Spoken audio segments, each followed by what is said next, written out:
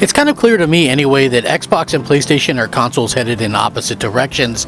You have the Xbox, which is heading into quite possibly its greatest lineup that they've ever had, and then you have PlayStation, which is kind of a question mark, and there's a lot of question marks in general just surrounding PlayStation due to the fact that, you know, you have Jim Ryan leaving, you have all these types of bits and pieces of information coming out saying, you know, that the studios of PlayStation aren't really comfortable doing the games as a service stuff, and you know, that's just really the tip of the iceberg as far as that stuff is concerned.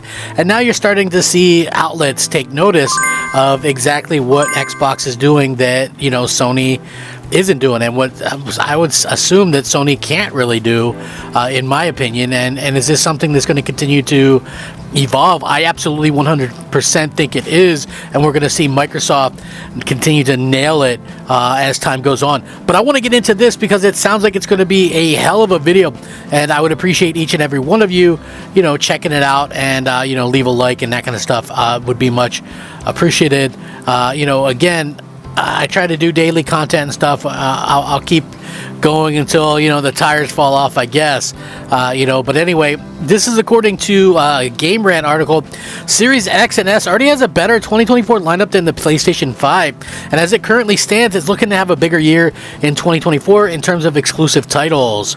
Xbox has the edge over PlayStation in terms of those in 2024, especially after the FTC leak suggesting new titles like Indiana Jones, an Oblivion remaster, and possibly even a new Doom game could be part of next year's lineup. PlayStation's 2024 lineup is somewhat lacking compared to Xbox, with only a few games so far, and almost none, in fact zero, confirmed from the first party. Both Xbox and PlayStation probably have some undisclosed games without fixed release dates, but Xbox's lineup appears to be stronger. Again, this isn't even new. 2021, right? Xbox had a phenomenal lineup, absolutely killed PlayStation. PlayStation had two, actually, if you want to get technical, really only had the one game, I mean, outside of baseball, which was Ratchet and Clank. Really good game, but again, it was, you know, pales in comparison to the first party lineup that Microsoft had. And then again, this year, Xbox just literally kicked the ever-loving crap out of PlayStation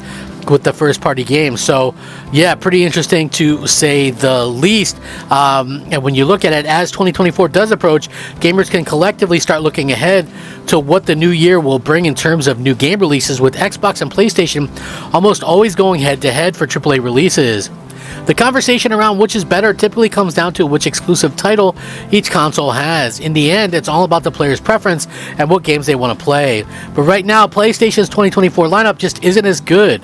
An important piece of context is Xbox parent company Microsoft's ongoing attempt to acquire Activision.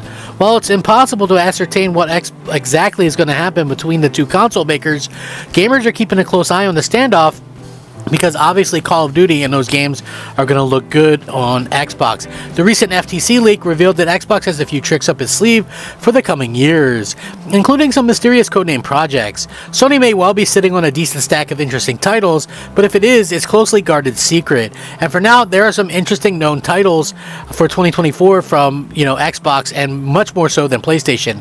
Xbox has the edge in terms of numbers, especially with this new leak. PlayStation currently has some big hitting titles, but they're third party, something like Final Fantasy VII Rebirth and Team Ninja's Rise of the Ronin, which I gotta be honest with you, I mean, I haven't even heard of that Ronin game up until recently, so I don't really know. Anyway, it's just kind of interesting to see how this kind of plays out. There are several games for each console that don't have fixed release dates, like Death Stranding 2 or Silent Hill 2 Remake, but those might not arrive for another year or two, and it's almost certain that Sony has some more exclusives lined up. But again, Sony has gone in a 60% games as a service route, and so when you look at this and you go, okay, well, what would PlayStation have to offer fans? It's quite clear to see that, you know, they maybe don't have the games to be able to keep up with what Xbox is doing, and that's just 100% factual, you know, at the end of the day. Now, listen, that doesn't say that Sony won't have anything or that they're totally screwed or whatever, but it does look like Sony was taking a heavy bet on, you know, a lot of those, you know, games as a service games, and it doesn't look like it's going to really end up that well with how they really originally wanted it. With PlayStation, there's some Xbox games worth mentioning that don't have fixed release dates, like Rare's upcoming action-adventure Everwild, targeting a 2024 release, but this is yet to be confirmed. Steampunk RPG Clockwork Revolution from In Exile Entertainment is also worth mentioning, but cannot be confirmed for 2024 either. State of Decay 3 was announced in 2020, but also could release sometime in 24, but also could easily arrive in 2025. Again, I'll point this out when it comes down to it.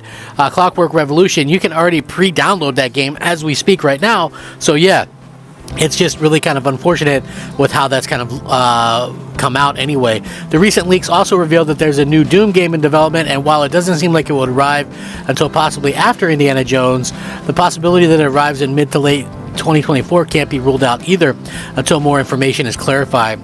There's also a new Fable game that's being developed by Playground Games, and again, I'll point this out because people don't think it's ready or whatever, but apparently it's in a fully playable state, and the 20-year anniversary of Fable is next year, so we do have that to kind of look at as well. All things currently stand, Xbox is looking mighty strong and much stronger than PlayStation in 2024 in terms of exclusive games. This can easily change in coming months. The Game Awards is coming up, and there are usually some announcements there, but again, I wouldn't really kind of hold my breath on that in terms of really helping out Sony.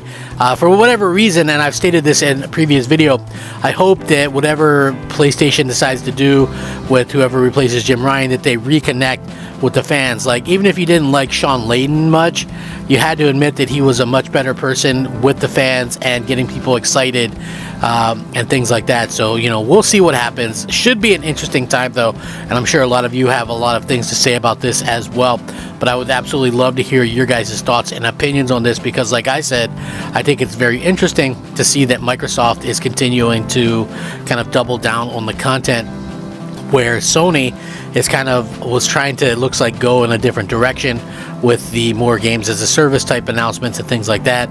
Maybe not necessarily the best news or the best moves or the best idea when you take a look at it from like a perspective of where we're at, because Sony is not known for that, and there's only so many people gaming to really kind of jump into and spend money on microtransactions and things like that. And it seems like, to me anyway, you know, you have like the Warzones and the Apex Legends and the Fortnites and, you know, things like that. It's really kind of stretching it thin to think that you would get another hit out there that could take up that kind of space in the gaming stratosphere. But, you know, we'll have to wait and see. Anyway, what do you guys think? Do you guys see these consoles going in different directions?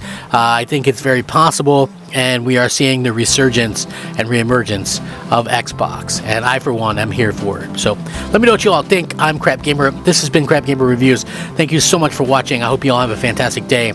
Crap Gamer, out.